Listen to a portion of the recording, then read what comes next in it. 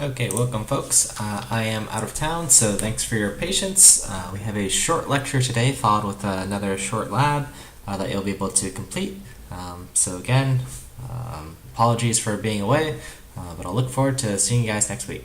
So let's move on. So this is recorded, obviously, and here's computer graphics. So a little fun warm-up today. This is the last conference I was at called SIGGRAPH. So SIGGRAPH you might want to Google. It's the biggest computer graphics conference.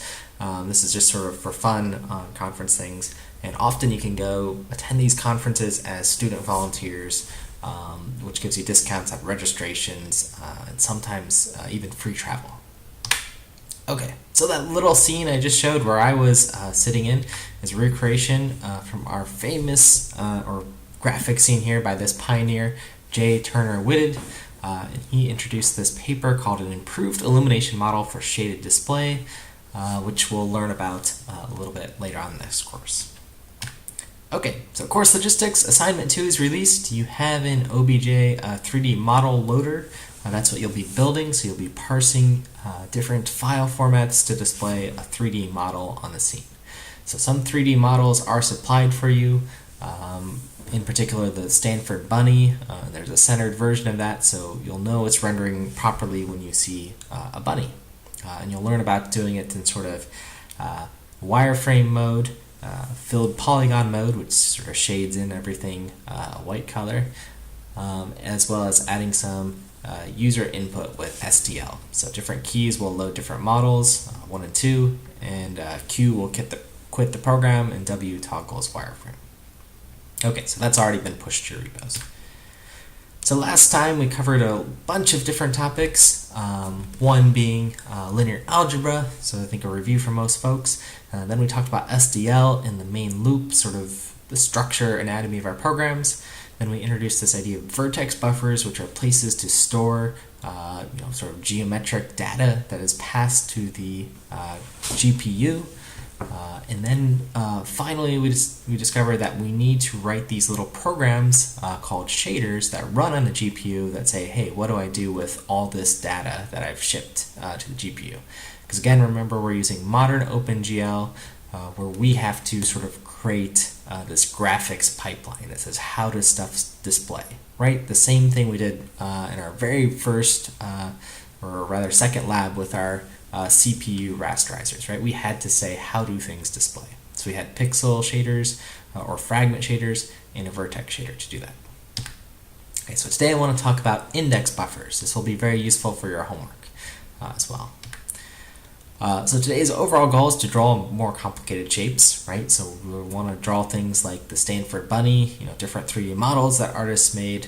So we need to understand, how is that sort of geometry stored. So something else to keep in mind as we develop more complicated graphics programs, we'll want some input. So SDL offers some ways to do input. If you remember from the previous class, there was this sort of SDL polling event thing that happens, and this happens inside sort of a giant our loop that runs forever. That's the while statement running from lines 1 and 7. And so SDL is constantly listening for things like, hey, did I press a key? Did I move a mouse? If that happens, it pushes those events into a queue, and you happen to handle those at line 4. Okay, so here was sort of the crux here and the key line here that must be handled. Now, I believe someone asked something of the sort of, if I just hold down a key, what happens is my program stall? Well, this is sort of an event-based system, okay? So some time slices, some time sharing will be given to this function, and then it might sort of, time out, and then, end this queue.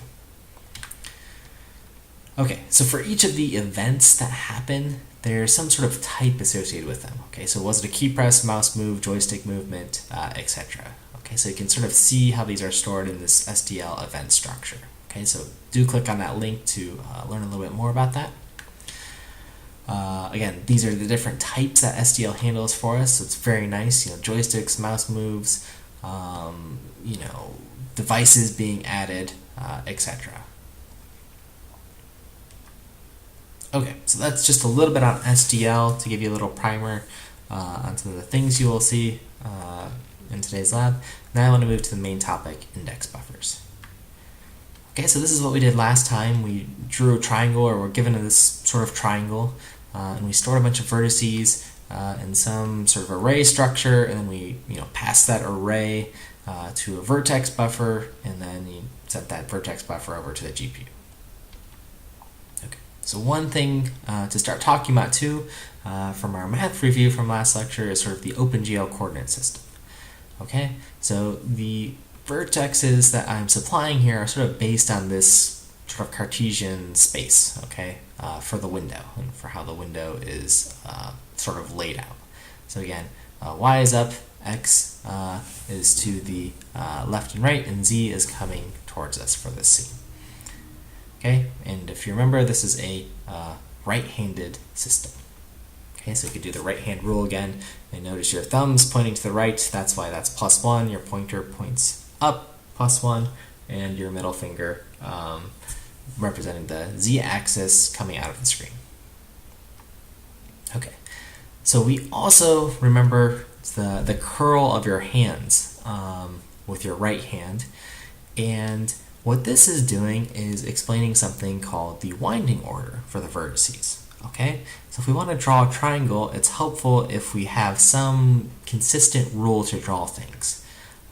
So since we're in a right-handed coordinate system, we curl our right hand, and the direction that we curl tells us where are the sort of front-facing polygons. Because if you imagine drawing a triangle in computer graphics, the front sort of needs to be distinguished from the backside, right? Even if it's a 2D triangle.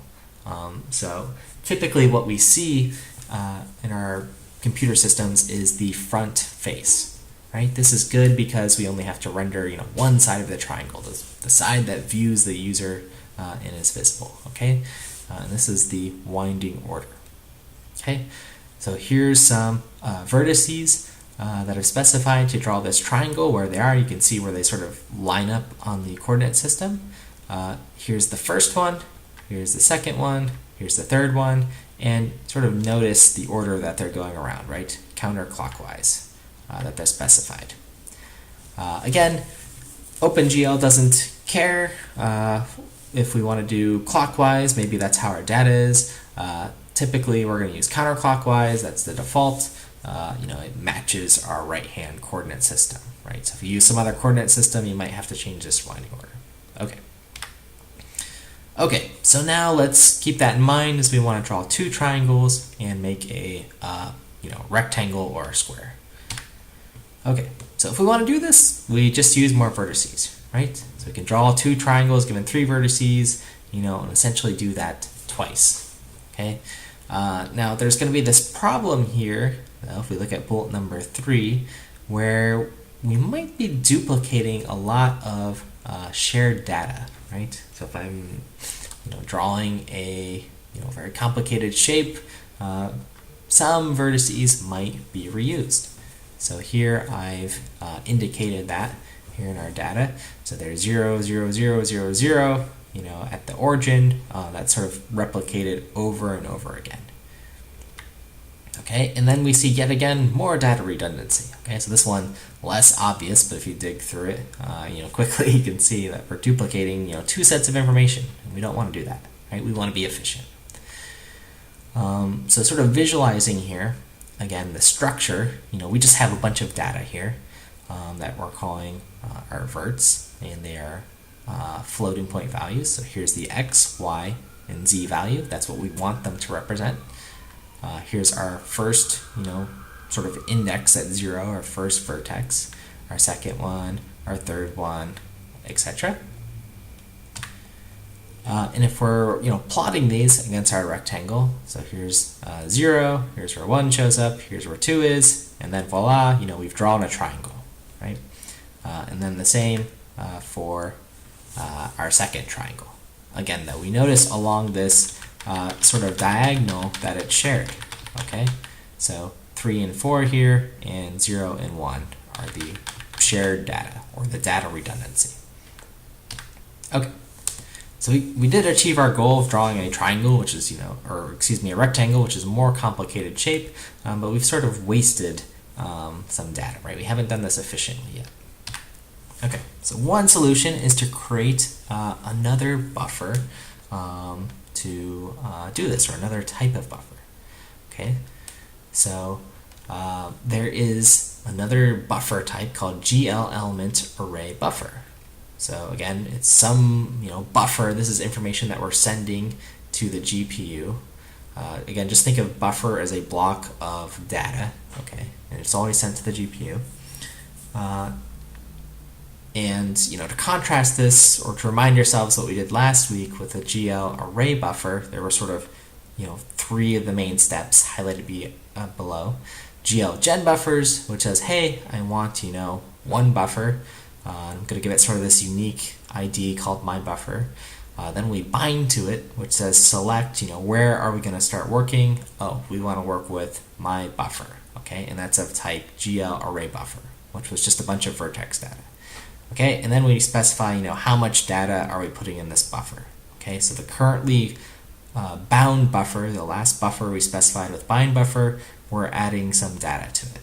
Okay, so it's an array buffer, an x, y, and z 3 times, so 9 times size of our vertex positions, our actual array vertex positions, and GL static draw, which means it's just always going to be a triangle. Okay, so again, we will create a second buffer and bind to it, but this time using our new type, GL element array buffer. Okay, so we're putting in indices into it. You can think of like elements when you're sort of selecting from array, given selecting some element. That's sort of essentially what we want to do. Select different indexes as we need them, rather than sort of just going down and through our data.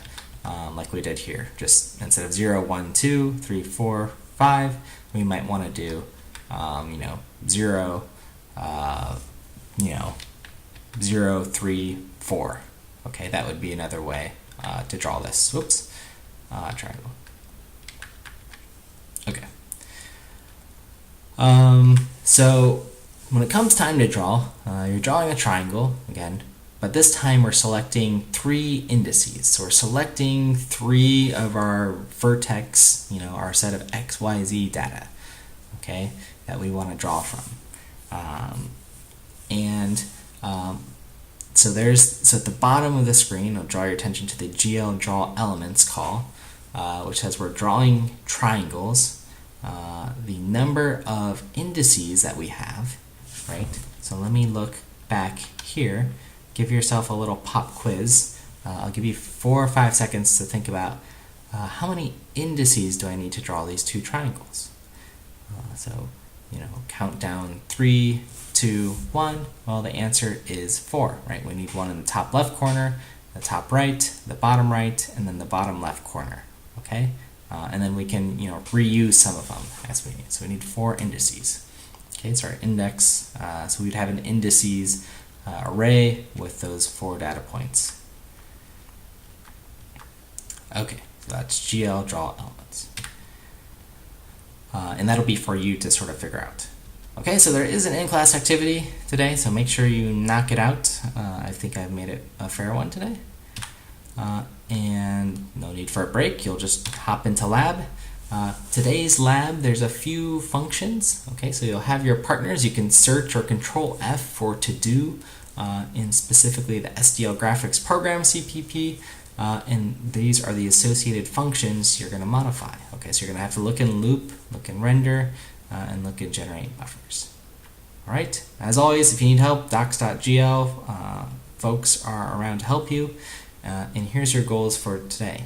You want to render a triangle and then render a square given keyboard input. Okay, so you'll think about what data you have and what buffers, and how to use SDL to sort of select which data gets drawn. All right, good luck and see you next week.